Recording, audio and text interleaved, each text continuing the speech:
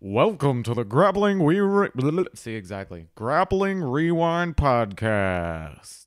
Welcome to this week on the Grappling Rewind podcast. This week we have a treat for you. Tons of events. We're going to look at Fight to Win Pro 80 in Boston, Polaris Pro 7 in England. We're going to talk about the Sub-Spectrum 185-pound qualifier. We're going to talk a little bit about Quintet Pro 2. We're going to preview Fight to Win Pro 81 in Philly, talk a little bit about Brother Jiu-Jitsu, the 8-man tournament, and the Spyder Final Korea. So strap in. It's going to be a good show, Josh. I got a feeling about this one.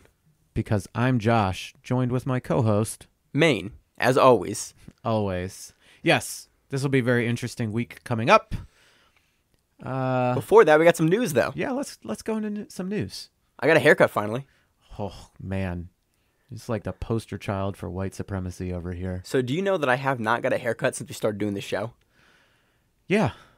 All right. Well, that's less climactic than I thought it was going to be. You look like a twat.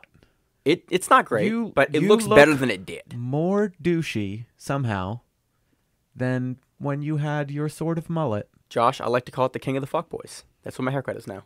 The king of the fuckboys. Where did you go? I went to Floyd's. What the fuck? It's like a chain, like hip barber shop where they cut your hair and shit. I like it. It looks good. It looks sleek when I slick it back. Looks more professional than the mullet did. You look more like Edward Furlong now. Maybe a little bit. Maybe a lot bit. Yeah. So in other news this week, some cool stuff was announced, and the most notable of those cool things is there is now a full list of Fight to Win Pro champions that has been constructed with links to videos, and we know who all the champions are for each division. You're welcome. I say that's us that caused that because we wanted a list, and he said it would take a while. But he did it, and he put it up for Flow Grappling, so that's awesome. We appreciate that. That helps. Dude, I love it. I read through. I was like, oh yeah, watch. And I looked at all the matches. I was like, yep, saw that match. Saw that match. Saw that match. Oh yeah, they are the champion. It was great to run through and go, okay, I actually did have a pretty good idea who the champions were. I just forgot to write it down for the past year. So it's good to have a centralized list. Now we can update a list, hopefully. Yay. And in the future, we'll be able to know who actually has the title in each division. So that was exciting, and I was very, very pleased that that came out. I saw the article pop up, and I immediately texted it to Josh, like, it's happening. It's finally out. So the first update to that's going to be Alex Huddleston is now the champion for Fight to Win Pro. Masters. Heavyweight champion. So we're going to get into that Is event. he the first one that gets a sick belt? Yeah, they got new belts, too. Yeah. So that's awesome. So that's been that news. In other news, Josh, how's your weight cut going? Fine. I did not eat much today because I was very busy, so I was very cranky. Have you eaten now?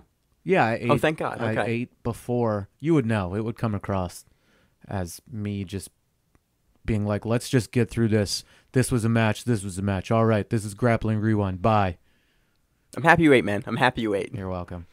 No, it's fine. I'm like 2 pounds off. Oh, you're good then. You got 2 weeks. I know, but I have to stay on that. I can't be like, you know what, I'm going to eat ice cream today. Or Yeah, Josh, you have a pro event coming up. Like, I would assume that for 2 weeks you can get your diet together and like be good and, get cut and jacked as shit. You look good, honestly. Like, props to you. Thank you. I always forget that you can actually like get into good shape and look like an athlete. I could do it really quickly. Sometimes I'm just really fucking lazy. Yeah, and it's the lazy part that I always forget that you can stop being lazy and do it. My wife is actually surprised by that too. She's like, how do you just start a diet? I'm like, what do you mean? She's like, you just start and you're like, this is what I'm doing now. Yeah.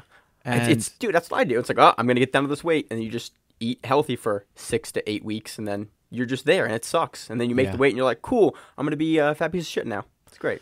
Yeah, I don't want to be a fat piece of shit, though. Like, I'm going to get down as low as physically possible, which I know where I can get because I got a bod pod done, so I know my body fat percentage and what I can go down to and what I can mess around with. And then I'm going to move stuff around and get all beefy and look like a bodybuilder, but not really. I'm down. You do it, man. Your match is at 190. You're at 192 right now. Yeah, you're making weight, man. You're not gonna give money away when this one. No. I've sold a front row table. Fuck yeah. Sold a couple of the hard copy tickets that I have. That's awesome. Trying to sell all of them. Trying to make that commission from ticket sales. That's good. Yeah. Get on it. And winning. That's the main focus. That's what I care about, Josh. I want to talk. I want winners on this show, Josh. And right now, right now there are no winners on this show. No, not right now, man. Wow. Purple belt's been rough for me. 5-2-win's been a little rough for you. So true. So in other news, Gustavo Dantes, the BJJ mental coach, ran the Novo União in Phoenix, I believe it. Tempe, excuse me. It's in Arizona. I was close. He retired from being a teacher. Good on him. I mean, he has essentially set up his school to where he has people that he can trust and he can let them run it. You have other things that you want to do, just expand. Our teacher, the owner of our school, he was going back to school to get his master's and got that and actually went back to work. He still, is in the gym, but there are other people that run some of the other classes too. So jiu-jitsu doesn't have to be the end there. Your job. You can do other things once you start setting up a good system and you have a bunch of trustworthy people. So, good on him. He took care of that and now he's done. Yeah, there've been a ton of really, to switch gears here, there's been a ton of really cool fight announcements this week for jiu-jitsu, and one of them notably is Kasai Pro is getting the card filled out. Yeah, we have Wagner Hosha. Josh and I love watching Wagner Hosha so much. And PJ Barch, 10th Planet guy that we saw on EBI most recently doing the Combat Jiu-Jitsu Super Fight. And he's the champion now. At No.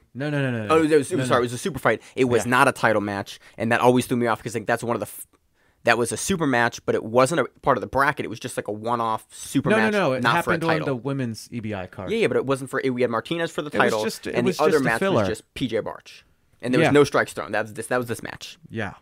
So that's cool that they're announcing stuff and getting ready to go. So we will obviously be covering it once the full card for the finishers show the art. The super fight list is out. Oh my goodness, you're just jumping in. I didn't even finish my sentence. Dude, I don't care. I'm excited. There's so much cool shit that's on the horizon for the future. There's 13 super fights that are on the card right now. We got some cool names. We got Juni Casio. We got Frank Rosenthal. Bunch of guys. I'm just looking through the list. There's 26 guys. Can we just pick off names? Count. Ugh. Yeah. Anyway. So yeah, lots of cool stuff coming up in the works. We're looking forward to covering it. So on to our recap of Fight to Win Pro 80 in Boston, Massachusetts. I'm not sure why I paused all funny there. This event paid out a total of $26,877 in salaries and commissions and was headlined by Alex Huddleston defeating Gabriel Gonzaga. Gabriel Gonzaga via decision. And he now has the Masters Black Belt gi championship for the heavyweight division. So this also had a 52.6%. So we round up here. 53% submission rate, unless the first match that I'm about to talk about was a submission rate, then it kind of bumps it up to 56. Was it a decision or a submission? Right. If it was, it bumps it to 56%. So on to the 50%. Purple belt results.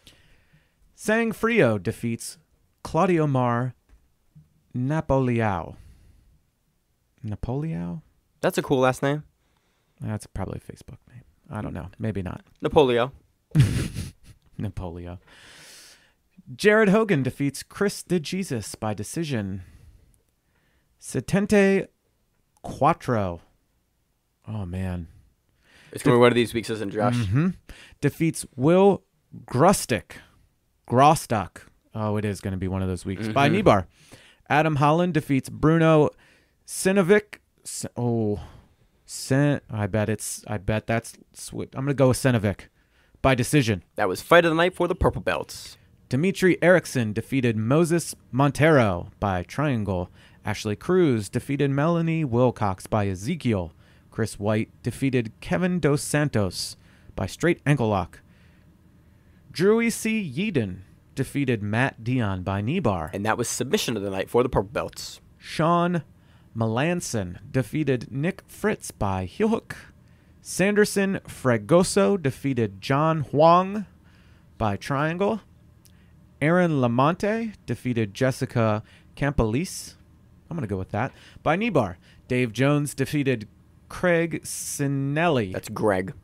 Did I say Craig? You said Craig. Oh, Greg Sinelli, excuse me. By split decision. Gregory Jarvis defeated Jim Hevner by choke. And Daniel Gonçalves defeated Gabriel Richard by split decision. On to the brown belt results. Ray Shoddy defeated Murillo dos Santos by decision. Tyler James defeated Russell Powers by bow and arrow choke. Mike Bourque? Baroque? I'm sorry, Mike. Is it Baroque? No. He defeated Arturo Morales by knee bar. And that was submission of the night for the brown belts. Quentin Frosty. Frosty? It's got the umlaut over the O. I don't know what noise that makes. It's the umlauts are over the O in Motley Crue, so it's Frosty. Okay. Quentin, if it's Frosty, my bad. If it's Frosty, I'm glad I tried to say it right. He defeated Julio Aime. Oh, my God. Disclaimer. Only the black belt videos are up. East Coast card, so this actually ran when I was working and couldn't fully pay attention to it for namesake. So if this was all up and I was able to say it, I wouldn't be butchering it so much. Anyway, he was defeated by toe hold.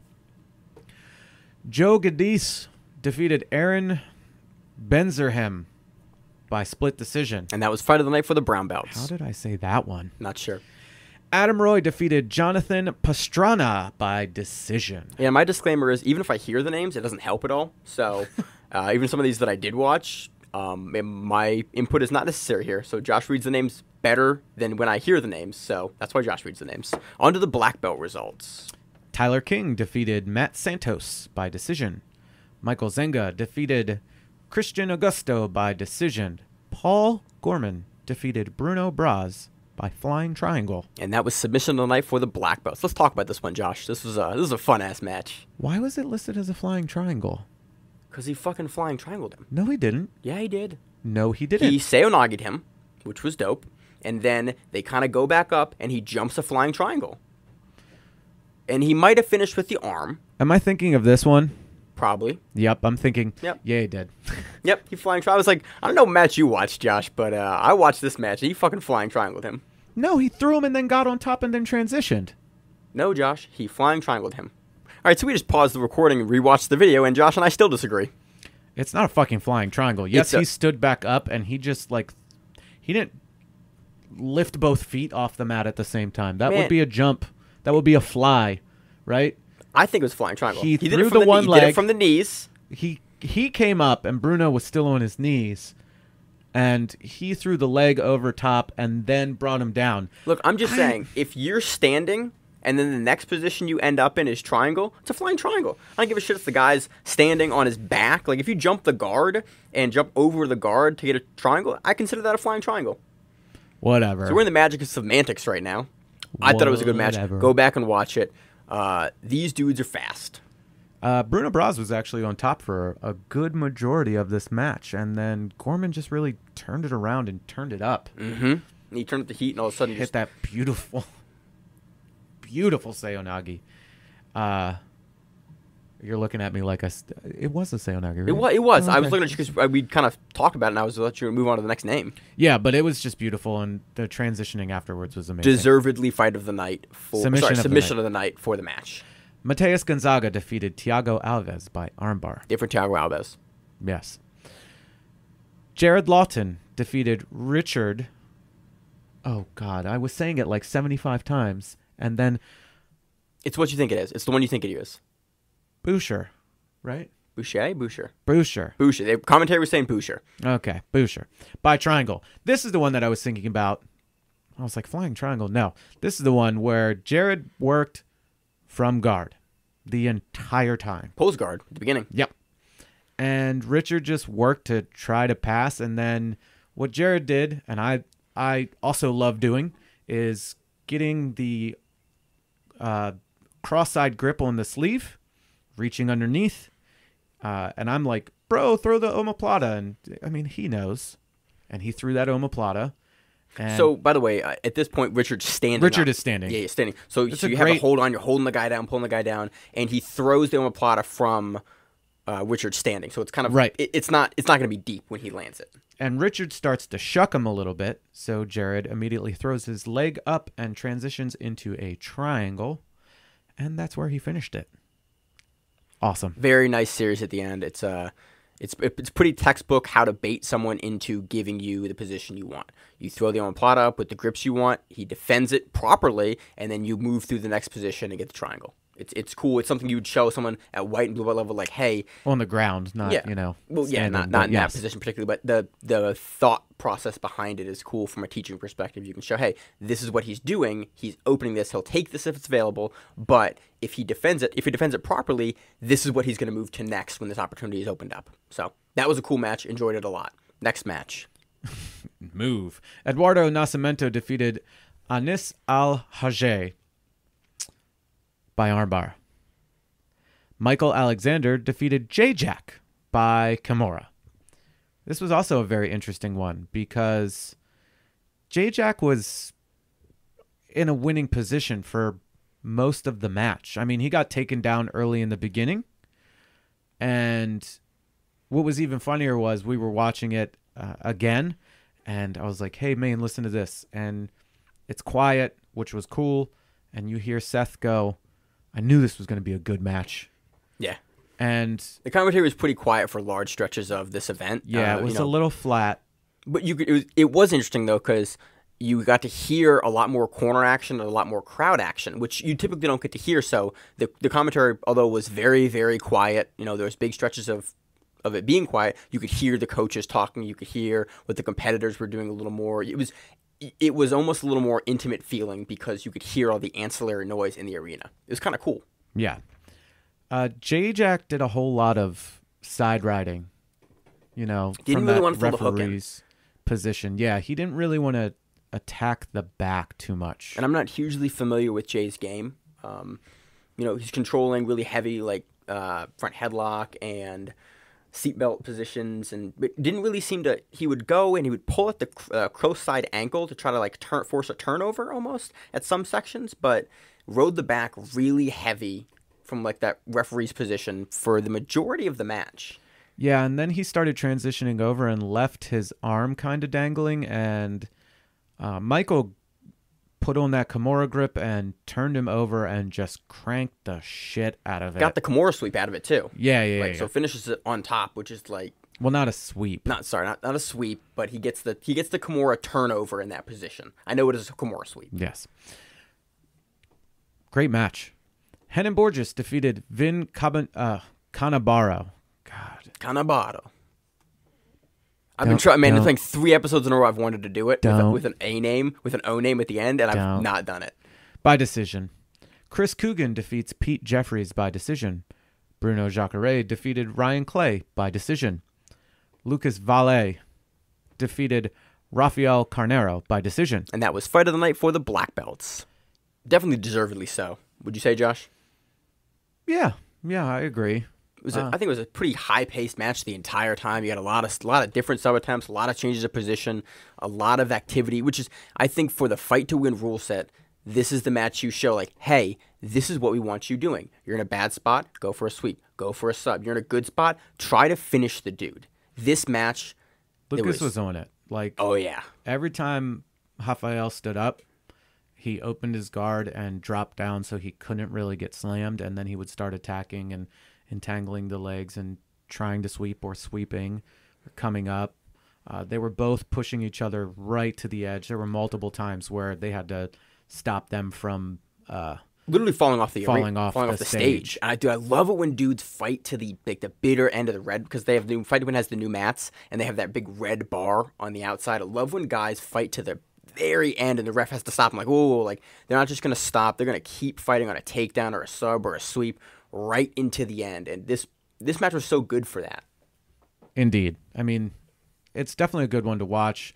I did not really know about Lucas all too much, but not hugely familiar with him either, but no, and that was very impressive. I'm definitely gonna try to keep an eye on him. Moving on, Gabby Romero defeated Amanda Buckner by armbar. First of all, let's talk about J-Jack and Amanda Buckner both coming into Hatebreed. Right? Yeah, old school. But J-Jack, every time his podcast comes on, he walks out to the show starts to the exact same song he walked out to. Right on. So if anybody's into like hardcore, metalcore, anything like that, you'd be kind of stoked on that walk-in. The song started playing and it immediately shot me back to a former memory of being at a Hatebreed show. It was a big fest, tons and tons of bands playing, and I was getting a little rowdy, and there were some dudes that did not appreciate that, apparently. And a guy tried to punch me in the back of the head, and that did not happen. So he then tried a sloppy shot, and I caught him in a tie clinch and started throwing knees, and then he kept driving forward, so I transitioned to a Darce grip and kept kneeing him in the head. And what year is this? If the year you say doesn't have 2 zeros in it, I'm going to be upset. 2009? Okay, I'll give you that. We're talking like 9 years ago. Something like that.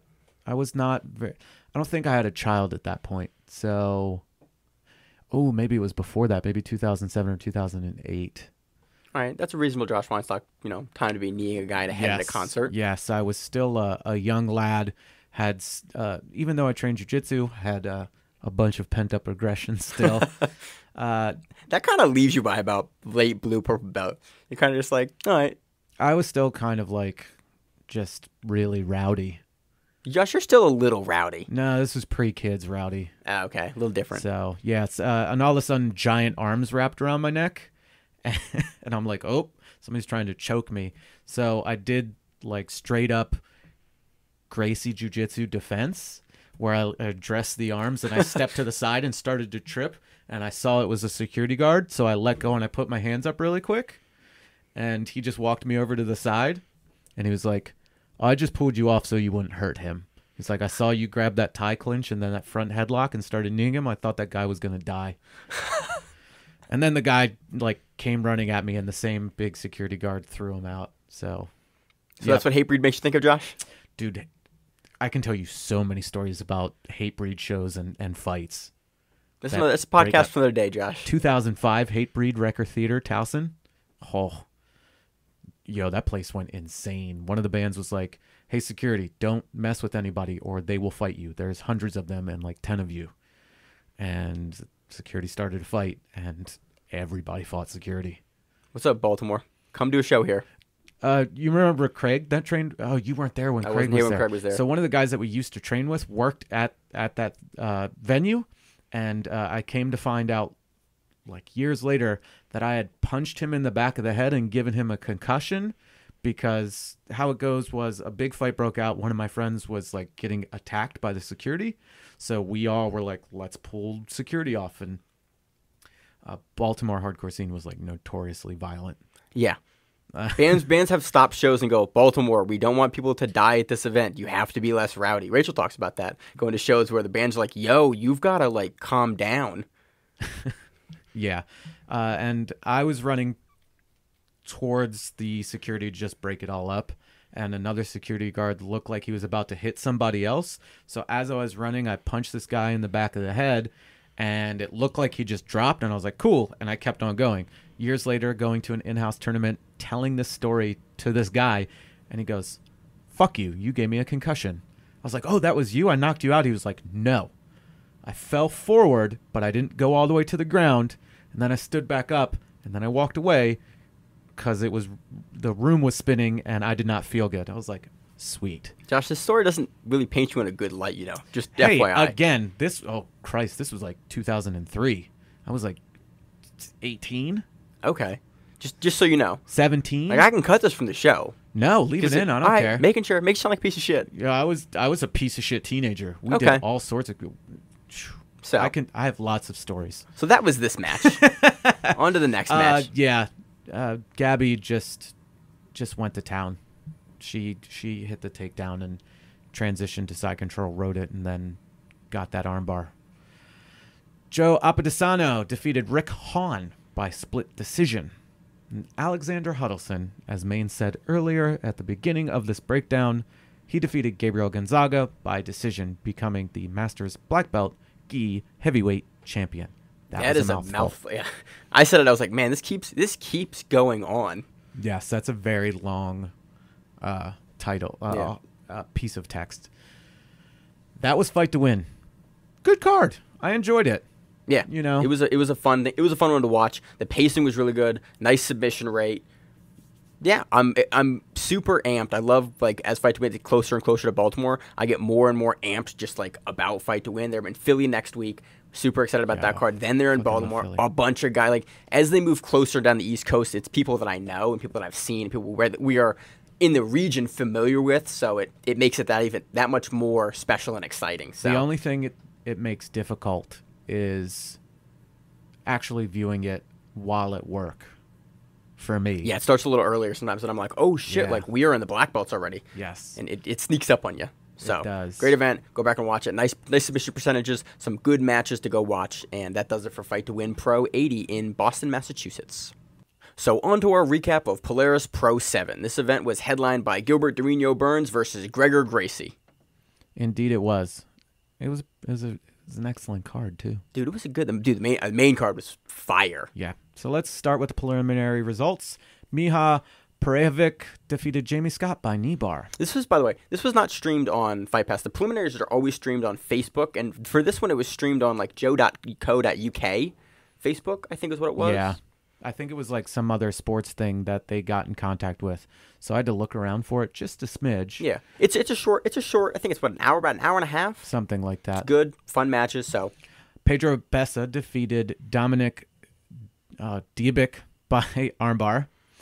I did not catch his name, so I'm not 100% sure if this is his name, but I think it's Owen O'Flanagan defeated Thomas Cawley by Kyotera Footlock. Okay, wait. It says we're reading BJ Heroes results here. Kyotera Footlock. That's the one that he does from the De La Hiva guard. The one that Mikey Musumeci hits. Yeah, the one that he hit at ACBGK in 20 seconds. That Footlock. Yes, Got yes, it. Okay. It's listed as Kyotera Footlock. I was like, Kyotera Footlock. I've not seen it listed as Kyotera Footlock before. Right. Oliver Lavelle defeated Yosef Nabi by bow and arrow choke. Kieran Davern defeated Lloyd Cooper by inside heel hook from the saddle position. Tom Halpin defeated Igor Toreko via armbar from Kimura trap. On to the main card. The over 55 kilo ladies no-gi match. I love how, like, super specific. And then they were like, oh, they weighed in over that. I was like, yeah, because it's 55 plus kilos. So That's it's kind of the 55 point. Kilos and above. It would be fucking weird if they weighed in below it, honestly. Yeah. Venla Lukonen defeated Samantha Cook via referee's decision. They said her name wrong. Like, not wrong. I'm sorry. They said her name weird, and it made me...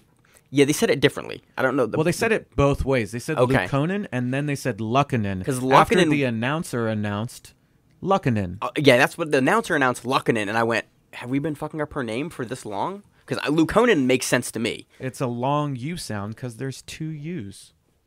Huh. Lukonen. That makes sense, actually. I mean, although it could be Lukonen. I'm not sure. They did it both ways, but the announcer did it the other way, and I was confused. There was a different announcer, too. You remember it's normally a dude with that bowler hat and the long braids? Yep.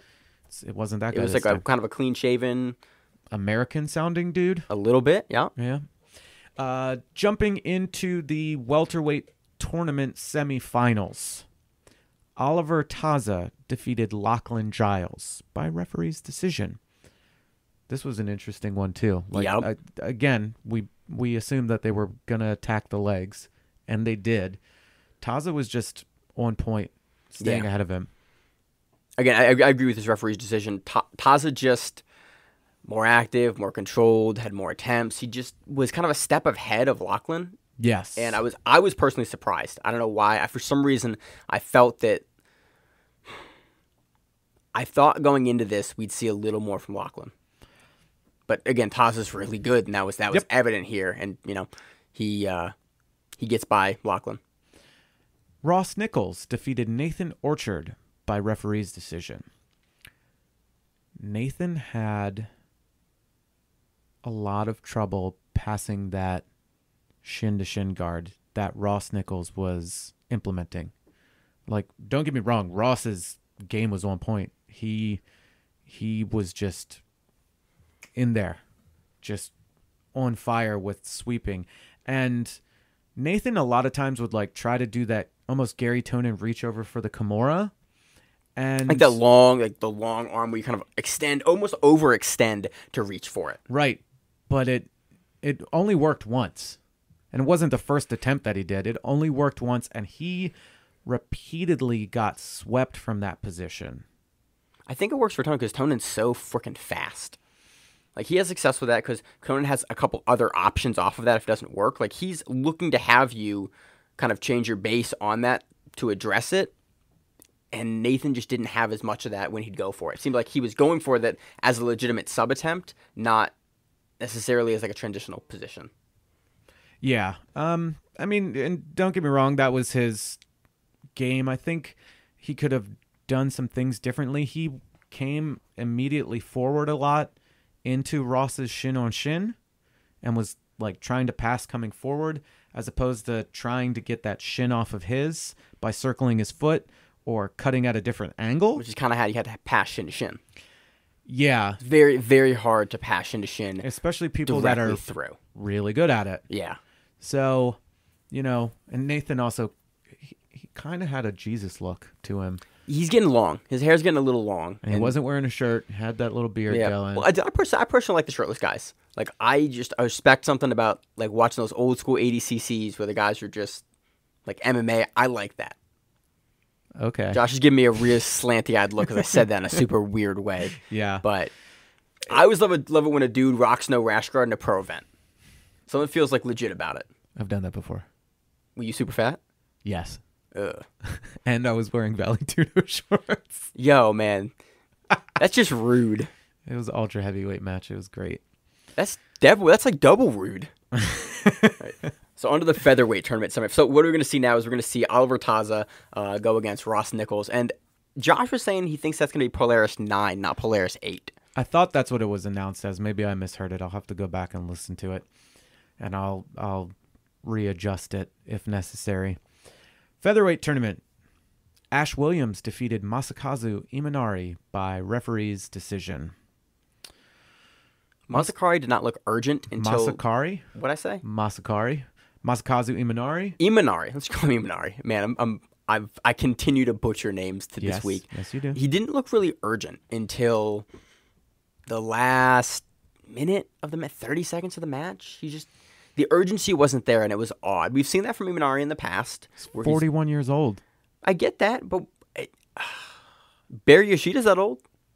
Is he? I don't know, man. I think he is. He's old. He's similarly old, but I don't know. He just wasn't. Just making assumptions. He just wasn't as active and as word fighty. I'm looking for. It was less active. I just completely brain farted. I was looking for. He didn't have the.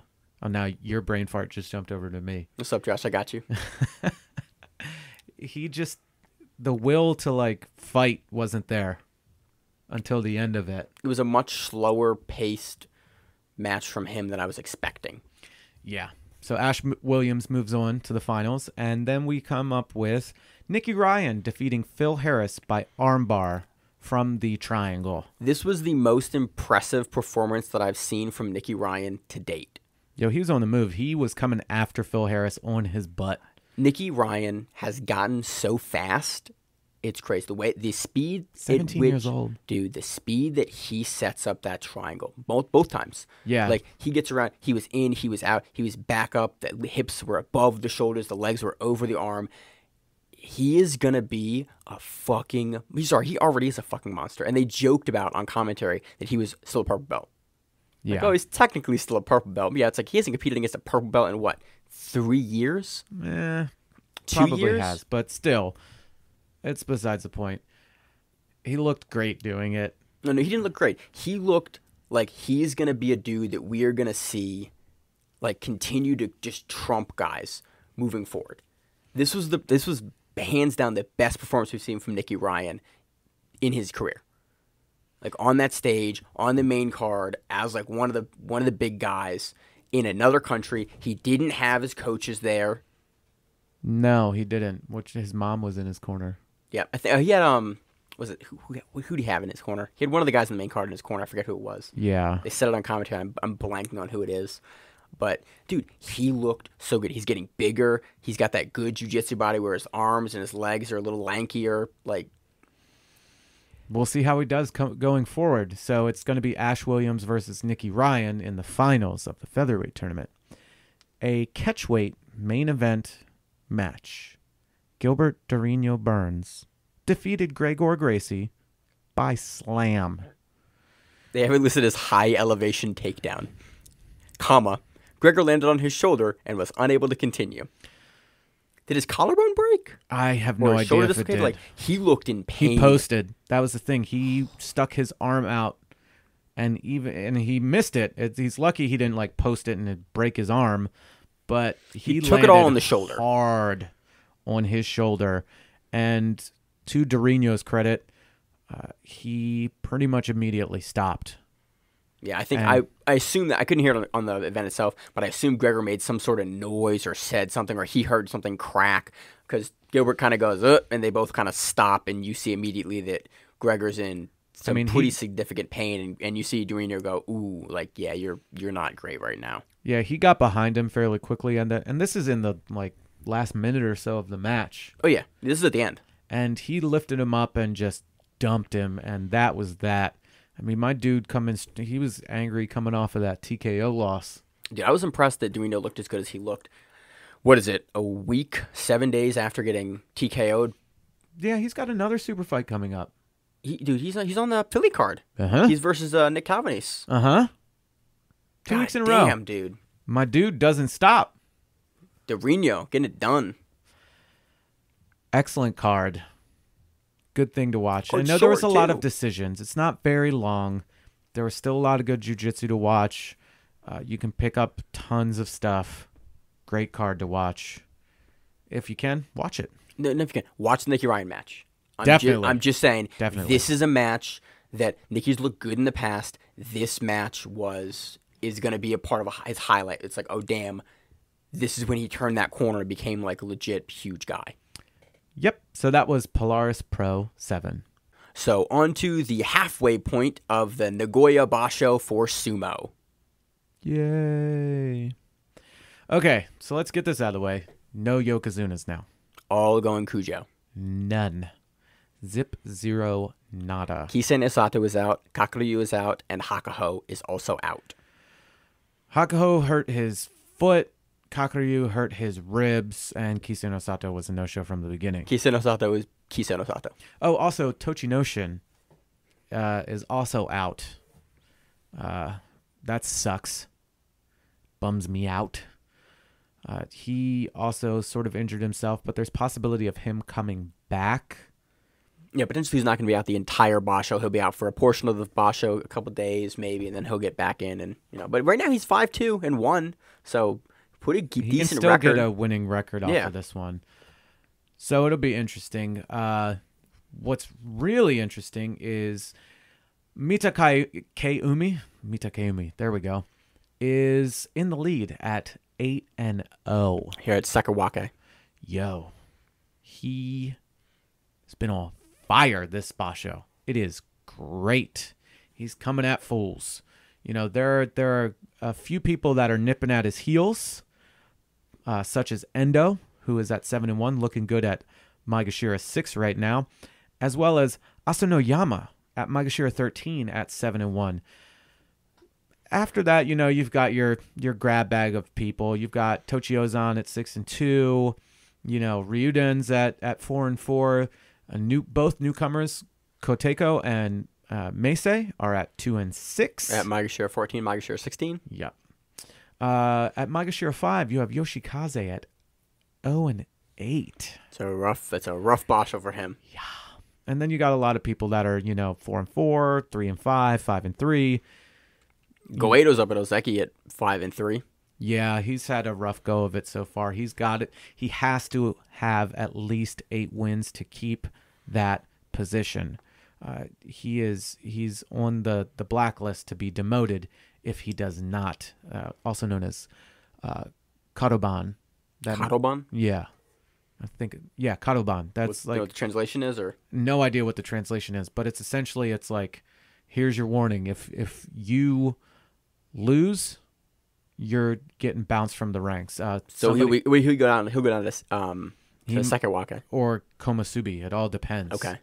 Also, like this happened probably a year and some change ago. Koto Shugiku, he was. I'm looking at. Yeah. Okay. Koto Shugiku, who's at Maegashira 1. Same thing happened to him. He got bounced. He got dropped really low and has been up and down ever since. So, yeah. I mean, it's a rough thing. Some of the guys will fight back. This happens to Goedo all the time. He does great, and then he shits the bed, and then he saves himself barely, and then he does great again, and then he shits the bed. So hot and cold, hot and cold. Yeah, he is totally hot and cold. I actually got to catch a little bit of the live stream last night. I was up way later than I normally am. It was like 2 o'clock in the morning. I was asleep as shit at 2 o'clock in the morning yesterday. Yeah, it was still in the Judio ranks, so there was no way I was going to be able to stay awake getting into There was Makuuchi. no guys that you really recognized, like. Some of them because they had been in Makuuchi before. Okay. But, it was really cool. It had all of the names listed and their records and what days they won and lost. So that was really cool to see. Hopefully those type of channels pop up more because I will love watching the live stream of it. Where'd you watch it on? Oh, I can't even remember. Was it a Bima? Was it YouTube? Well, it was a stream off of a Bima, so I think Okay. technically it was illegal. But we here at the Grappling Rewind podcast do not condone illegal streaming of events. pirated streams. Pirated streams of events. Disclaimer. Anyway. So this is the halfway point. We will talk about the ending. We will say who won, who did well, who pooped themselves. Who will most likely get demoted, who will move up. We'll make speculations. I like to make speculations. Josh tends to not like to speculate as much, but I love me some speculate. Dude, I love me some speculations at the end then of I the gotta show. wait 2 months until the next one. Yep, we're in it, man. We're in it. We got another week of sumo action. So this is the halfway point of the Nagoya Basho. Anything else you want to add, Josh? Nope. All right. So in some other news, Subspectrum had their 185-pound qualifier today. The whole video, I think it's yesterday. My bad, Josh. I forgot what day it is. Dude, everything happened on Saturday today. We have a giant list of events that we keep to kind of keep track of what events we're going to cover, what events we're going to talk about or watch. And we had like 4 events. They were on the 21st, on the 5th, The 14th? 14th? On the 14th, Josh. I get the 7th mixed up. You're so welcome. the winner of this event was Anthony Pachek. I think is how you say his name. He wins $125, and he's going to be against Garrick Flagg, the guy we saw on It Invitational 8, I think, hit that heel hook in 13 seconds. Yeah. So that will be exciting. They're both in the 185-pound tournament, or that is a match to see who's in the tournament. I'm not exactly certain, but it's fun. About an hour and a half. Good jiu-jitsu. I always love these qualifiers because you get to see what someone in the organization is going to do beforehand. So what you can do is you can go to Subspectrum's Instagram page, and then they have a link to a YouTube video to where you can watch the full replay. Check it out. It's fun. It's really cool seeing, again, all of these smaller shows starting to build up. They're paying people. It's great. They're making qualifiers for the rest of their shows. Awesome. And Subspectrum always has, like, especially on the main card, some really good matchups. They always fly in, some good guys and put on great super fights. Matt Layton. Yo, that match was Dop. Great. Yeah. That's where I really remembered Layton and seeing his guard game even more so. Yeah, he's coming up on Fight to Win, isn't he? Recently, is he on the Maryland card? I think he might be on the Maryland card. I think he's on the Maryland card, Josh. I think he's on the Maryland card. I hope he's on the Maryland card. I think. Yeah, he's on the Maryland card. Oh, I hope I'm in his locker. Oh, he's versus Tim Spriggs. Yeah, that's what it was. Okay. Oh, I hope I'm in his locker room. So that's exciting. Again, watch Subspectrum. They put on a fun event. Their 6th event is coming up here in a couple months. August 25th, I believe. Is it their 6th or their 5th? It's their 6th event. What'd I say? Yeah, August 25th is their 5th. Subspectrum 5. See? I'm an idiot, Josh. We've established this on the show many a time. Yes, but with that, it does say that he earned himself a spot at Subspectrum 6. So maybe it's the one after that. I don't know, Josh. I'm an idiot. Yeah, sometimes we're kind of dumb. And even when we communicate with some of these people and we ask questions and they are nice enough to give us information, we're still stupid. Yeah, we got to fix that, man. Yes. Anyway, anybody that's responded to us, by the way, and been cool and sent us information or anything like that, you're awesome. Yeah, we really, really appreciate that. We really appreciate it. I don't know how much it comes across in the Instagram messages. And a lot of times when you're messaging people, most of the time you're talking about me. I deal with most of the social media stuff. Yeah, he does a lot of the social media stuff. So if you every once in a while see different writing styles, it's because it's two people responding to the same thing or one person responding mainly to it and then another person responding to it. For instance, the Night Pigeon posted something on our Facebook page and I responded to it. It totally didn't look like a main response. Yeah. So, yeah. Subspectrum, check it out. YouTube. The YouTube link is in their bio of their Instagram page, which is Subspectrum. And, yeah. So go. That was the qualifiers. I said so go. That was the qualifiers for Subspectrum. 185-pound tournament. Even though I ate, my brain is not functioning 100%. That is very apparent right now, man. Dude, Holy shit. I haven't even... I walked in, and both you and Rachel were like, what's wrong with your face? You have a giant red, like, splotch on the side of your face, and I was like, is it ghee burn? Is it, like... I want to say it's probably from Colin. Okay. Colin is You guys were going today. Oh, yeah. Training hard. Yeah. So you guys are both on Fight to Win Pro 82. Yes. And so Colin, while not affiliated with our gym, comes in frequently, and I am not opposed to that at all. Colin is a awesome black belt to train with. His game is just like super pressure related, and I'm not going to give too much away just in case Mark Vives is listening. He's probably not.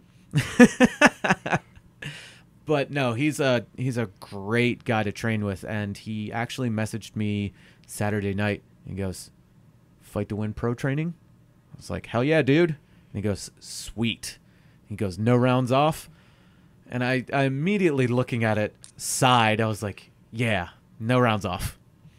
And he goes, sweet, my kids are going to be there. I was like, my kids will also be there. He goes, awesome. Now they'll have somebody to be entertained by. So, yeah. I've been out of it all day.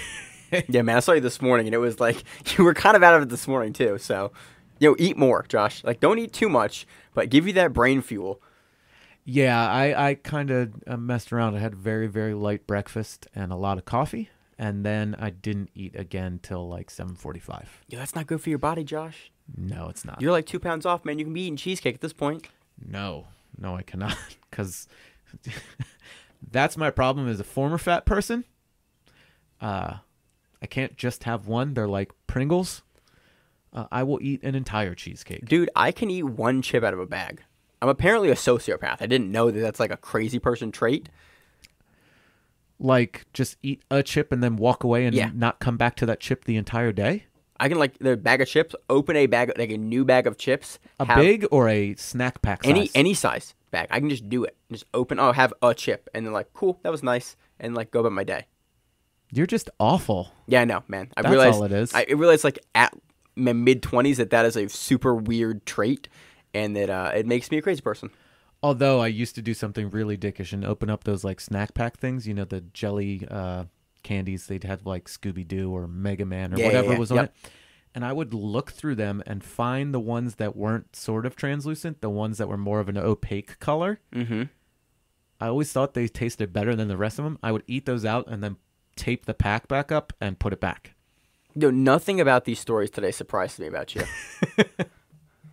Oh, I'm telling you, when we have absolutely nothing to cover, we're just going to start telling random It's stories. just going to be a 3-hour podcast story about, like, hey, this is how Josh started jiu-jitsu. Here's why he's a terrible person. Oh, here's Maine's terrible person stories, too. Yeah, pretty much.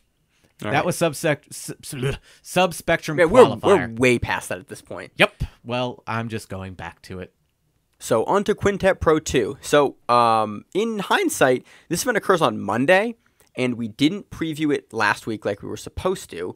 And this show comes out Tuesday. So when you're hearing this, Quintet Pro Already 2 has already happened. So we're not going to preview it and sound even more like idiots than we already are. We've gone off on a lot of tangents already. Yeah, so this event, by the time you're hearing this, Quintet 2 has already happened. It's probably been awesome. I've probably enjoyed it immensely. I've watched a bunch of the press conferences, which are in Japanese, except for when guys speak in English and it's not in Japanese. Again, I love Quintet Pro 2. There's a 10th Planet team. There's a Tiger Muay Thai team. Team Vagabond and Team Reebok. All right, UFC, calm down. That's really weird. Yeah, it used to be initially it was listed as Team Sakuraba, and now it's listed as Team Reebok. So I don't know what happened in the last couple weeks, because this was Team Sakuraba, I want to say last week, and now it's being listed as Team Reebok. Sweet. So that's interesting. So just going down the teams, you have Team Tiger Muay Thai with Christoph Vanjik, I think that's close, Tarek Suleiman, Viking Wong, Alex Schild, and Stuart Cooper, who is jacked. We saw him at Boa 8, really recently. Team Reebok is Dongsik Yoon, Hideo Tokoro, Hassam Rida, who is from Carpe Diem BJJ. Yep. Kazushi Sakuraba, and Daisuke Nakamura. You have Team 10th Planet, PJ Barch, Richie Martinez, Gio Martinez, Amir Alam, and Adam Saknoff. They picked their team in a really funny... not PJ Barch. Amir Allen. Alam. No, it's Allen, I think. I think it's misspelled. It's been on everything as Amir Alam. Then I'm an idiot, Josh. I've been reading that as Allen. That's an M. Yep, I got that. I've been reading that as Allen since he got announced. Okay, I Amir don't Alam. know why. Amir Alam. Yeah. I'm going to almost guarantee that that's what it is. Yeah, so they talk about picking their teams by who is the most handsome first, which is why PJ Barch is first, then who is the scariest, which is why they have Richie next. I just think from a gamesmanship perspective, it's really interesting to put Gio in the middle. I think he's definitely the smallest person on that team, so I think that's probably where you'd want to stick him. Probably. But most of those dudes aren't the prettiest. No, not at all. PJ Barch definitely wins that contest by a Hands landslide. down. Yeah. Oh, yeah. Yeah. I'm not one to talk, but whatever. Yeah, you ugly as shit. I don't disagree. I thought you could give me something else off that. You just nodded your head yes. Yes, I do am. not disagree. Team Vagabond. Krisic. Suko Rabisky. That's way better than what I was going to say. Cool. Zhao Assis. Satoshi Ishii. Andre Kazo. Yo, go back to Satoshi's name. Satoshi. Yeah? What about it? You said Ishii. Yeah. Isn't it just Ishii? Satoshi Ishii? There's two eyes. All right. I think it's Ishii. Okay, I could be wrong. Look, we're not looking to be for names here. Nope. Andre Kazusionek. Man. And Mikhail Dopids. Oh, God, man. Yeah, it's rough. I'm not sure why we're doing this, Josh, because when they're hearing this episode, You're just going to know. this event's already happened. You're just going to know. We were in there. If you haven't watched this event, go back and watch it. It was awesome. I haven't seen it yet. I know it's going to be awesome. Quintet's always awesome. Yo, if you just cursed it right here and now and this is a fucking stink bomb of a match, I'm going to punch you. Should I cut this out? No. All right. No. And Yo, Quintet 2 better live up to the hype. I'd fucking better do it, man. it'll be pretty sweet. Dude, they've had two events. They've both been dope. They had the Quintet 1 and they had the Quintet Fight Night, which was not Quintet 2. I like that they do tiny little mini ones. I think those are the ones that they're going to do weight classes at. Look, I'm down for it. This format has been a lot of fun. I like you can't close they have I like their rules. Their rules foster action. You can't just sit in closed guard and force a guy to pass. They're looking for submissions, or if you draw, you're out, go to the next team. I like it a lot. Quintet 2 happens Monday. You're listening to this Tuesday. I'm hyping it. Like, you listen to this Tuesday. It's already happened. It's been dope. So on to our preview of Fight to Win Pro 81 in Philadelphia, Pennsylvania. This event is headlined by a 185-pound black belt nogi match, Nick Calvanese versus Gilbert Dorino Burns. That's going to be an awesome match. That's going to be great. We're going to see Nick 2 weeks in a row. We're going to see Gilbert 3 weeks in a row. Yep. Co-main event, 155-pound black belt nogi match, Wilson Hayes versus Pete Shoemaker. 30-pound. There we go. Stop. 30-pound. Black belt gi match, Jay Cox versus Eric Johnson. 220-pound black belt gi match, Tim Carpenter versus Kenneth Brown. We're going to see him 2 weeks in a row, too, because he'll be on Baltimore as well. He's a Baltimore guy. So sweet. 205-pound black belt nogi match, Daniel Jordan versus Roddy Barrett. 200-pound black belt nogi match, Aaron Burzin. Aaron? I thought it was Anton. It might be. Maybe. I'm pretty sure it is. Versus Greg Soto. 185-pound black belt gi match, Stephen Plyer versus Kyle Braun. 180-pound black belt gi match, Bill Green versus Dylan Royce.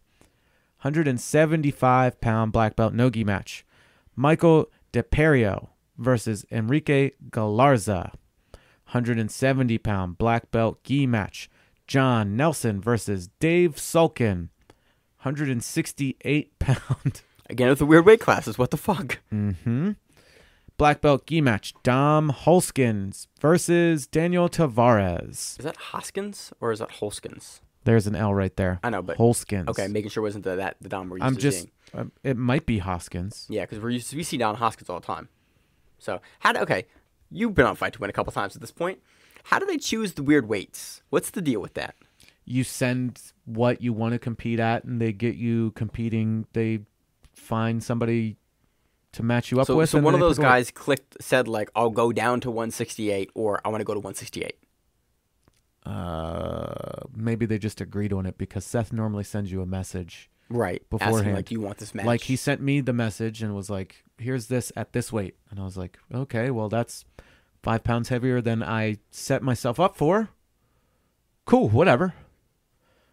And, you know, I'm not going to try to assume how he does any of it. All right. He just does it. I want to ask him what's the deal with the odd weight classes. Somebody should message Missy. Maybe I'll do that. 165-pound black belt gi match, Steve Austin, not the wrestler, versus Carlos Rodriguez. 160-pound black belt no gi match, William Wolk versus Herbert Burns. That is Gilbert Burns' brother. 115-pound no gi. I'm assuming this is a black belt match. Danielle Kelly versus Bruna Burns, who I believe is Gilbert Burns' wife. Oh, last name. Look at that. Oh, yeah. How about that? They all train out of the same place. So, and also jumping into this, a brown belt gi middleweight title match, Thiago Tomaz versus Bobby Alexander. Another one, brown belt gi featherweight title match, Jason Patton versus Dennis Pressey Jr. There's see more him on Instagram all the time. He's BJJ Athlete on Instagram. Sweet. Yeah, he's under Wood Mancy. Ah. So there is a whole bunch of other brown belts and purple belts. Are there any kiddos? Yeah, we're people too, Josh. Calm down. I'm aware of that. I'm just wondering if there's any. Yep, some kiddos. We got a green belt. Green belt match. A lot of the big teams are showing up from Philly, Balance, Hellfish. You've got TAC team, which is BJJ United. Let's see. We've got looks like a super exciting card. Yeah. Again, Josh and I are more familiar with some of the Philly guys because Philly's probably 2.5-ish hours away from us. So we see these guys, pop into Baltimore area not infrequently. Sometimes they come and train with us. So exciting. I like the way this card looks. It's there's some good matchups on this card. I am stoked. So on to our preview of Spyder Championships in Korea. Championships works too. Technically, this is the quarterfinals, and the semifinals will be in November. It is happening at 12:30 p.m. Korea time. And on the East Coast, that's 13 hours ahead. So technically, this will be on Friday at 11:30 p.m. here. So basically Saturday? No, wait, a.m. So basically Friday morning. No? They're 13 hours ahead. p.m. Go back p.m.'s in the afternoon, right? Yeah. p.m. is at night here. But 12 p.m. is like noon. Yeah, noon 30, Saturday, July 21st in Korea. Okay. Which means in Baltimore, it will be going at 30 minutes till midnight. That's when it starts. Okay. So basically Saturday. Basically Sunday morning. Saturday. Okay. I hope everyone's confused as I am now. Jesus Christ, you're stupid. Yeah, it happens sometimes. Not good at dates and times, Josh. So this event's got some really good matchups on it. 2 brackets, under 76 kilos and an above 76 kilos. So let's talk about a little bit of these matchups right here. Also, we'll talk about that you should watch this on their Facebook page. Yes, because it is streaming from there. Unless you're in Korea, and then it's streaming on another site. Yeah, because I watched the Brazilian commentary last time because I was on the wrong service. So I think it's also on YouTube. You should watch it on the Facebook page because the Facebook page is going to be English. Sweet. Probably. In the under 76 kilo bracket, you have Paulo Miao versus Mateus Gabriel. AJ Agazarm versus Insung Jang. Shane Hill Taylor versus Jonatas Gracie.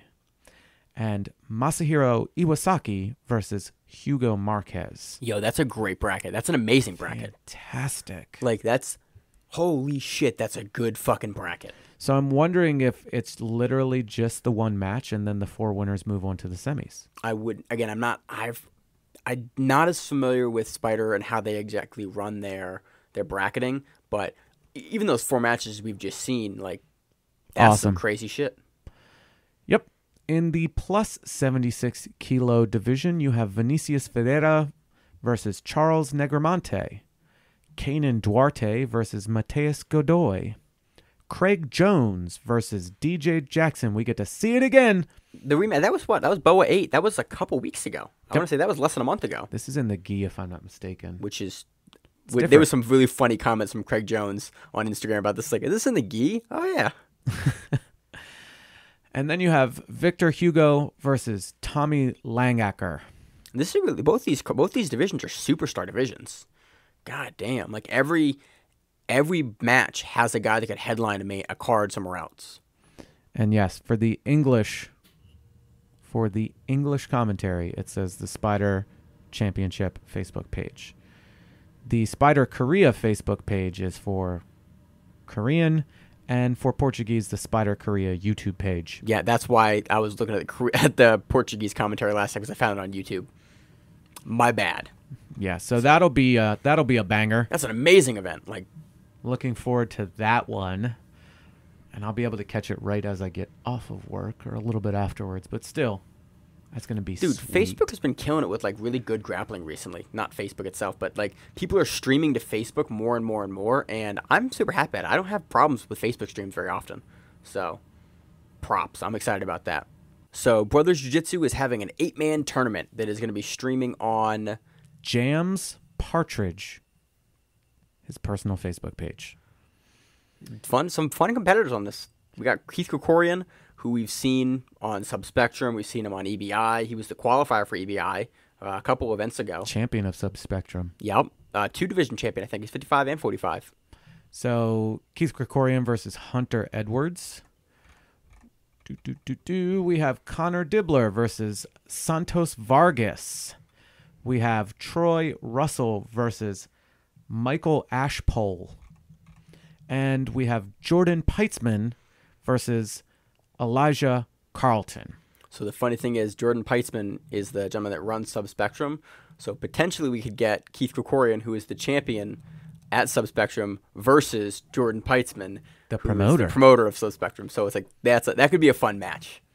So again, it's Jams Partridge, Gams. I Almost said G. You said that really weird. I know. JamsPartridge. That will be streamed on his Facebook page. Look out for that. Cool Should little be fun. 8-man tourney. So, yeah, it'll definitely be more jiu-jitsu and fun to watch. Awesome. Love to see these kind of things coming up. It's great.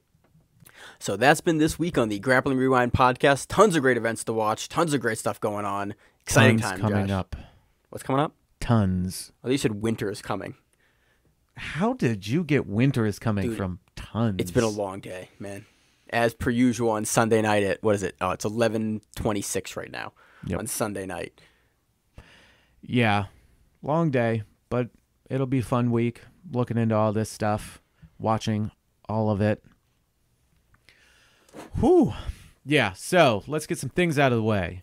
One, again, if you are if you are on the Baltimore Fight to Win Pro card, and if you have not gotten in contact with Rule 7 Meal Prep, get in contact with them. They will help you with some food, so you don't have to worry about that, and all you got to do is train. They got 7 meals on their menu a week, each with 7 ingredients, with 7 ingredients in those ingredients or less. Good meals. Good stuff. Yeah. We eat them. They're delicious. Yes. That's really about it. Yeah? Yeah, for the most part. Yeah. I'm going to go home and go to sleep. Mm-hmm. Me too. And then wake up really early in the morning and work out. And then go train. And then go to work. And then go teach. And then train some more. I'm going to go to work. Then I'm going to go home and edit the podcast. Then I'm going to go train. And I'm going to edit the podcast and get it out, hopefully before midnight, as per usual. I'm going to beat you up. Dude, Sunday through like Tuesday for us is crazy. Or sorry, no, usually it's Friday night when Fight to Win is typically on, till for me about Tuesday morning is just a race to get the show out, to get all the events watched, to get all our notes together, to do the show itself, then for me to edit the show and get it out. It's just a whirlwind of like every single weekend is like, oh my God. Poor Maine. You see that? It's the world's smallest violin. You better make weight this time, Josh. That's I'm just fine. saying. It's like my phone is never really off anymore because of the amount of people that text me all the time. And not just like, hey, what's up? What are you doing? It's like, do we have this for work? Have you ordered this? Have you done this? Yeah, you a manager now, Josh. Yeah.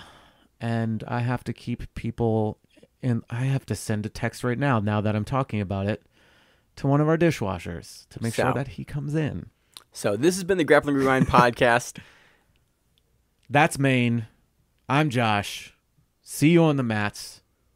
Adios. Watch Fight to Win Pro 82. As always, you can email us at thegrapplingrewind@gmail.com. You can check us out on Stitcher, iTunes, YouTube, and pretty much anywhere you can find Facebook. Podcasts. We're on Facebook, Grappling Rewind. Instagram. Grappling Rewind. Twitter. Grappling Rewind. Reach out to us on social media. If you got something that you want us to cover, you want to clarify, we are here. You want to tell us we're idiots. Hey, let us know. You want us to pronounce your name correctly? Let us know. Subscribe. Subscribe on the YouTube page. Leave us a review.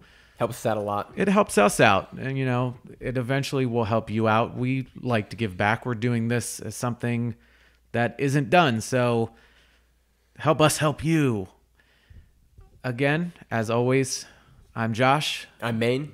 And this is the Grappling Rewind podcast. We'll see you on the mats.